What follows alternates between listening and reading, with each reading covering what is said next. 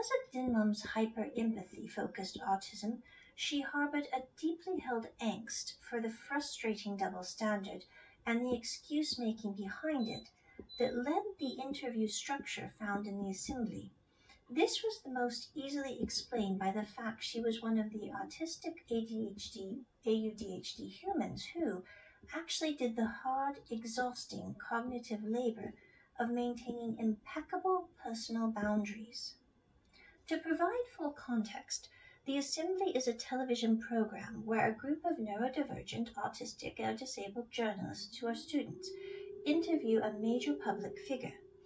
One of their first interviewees, if not the literal first, Dimon could not remember exactly because orders and dates, like math, were not her strong suit, was Michael Sheen. Dimon had heard about the interview when it initially aired, but at that point in her life she knew nothing of Sheen except that he was a British actor and that, apparently, the interviewees had ribbed him for his relationship with a woman who was only 5 years older than his first daughter. Now, to be clear, Dinmum had no knowledge of good omens at that point, or Sheen either, for that matter. Looking from the outside in, the puppet commentary caused her to deduce two distinct conclusions. Firstly, she agreed that it certainly did not look idyllic socially for a man to date a woman only 5 years older than his daughter, because considering available data and historical situations, most men do not do such things because they care for such partner or because that partner's incandescent soul.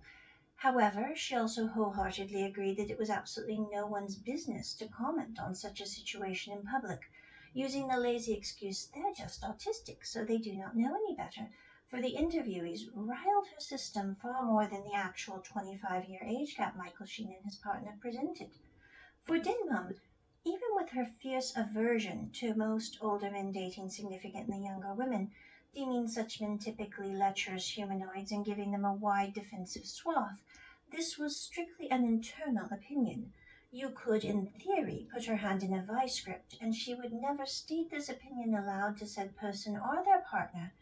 In her calculation, that was not acceptable behavior in any universe, under the guises of any health condition or with any neurological wiring.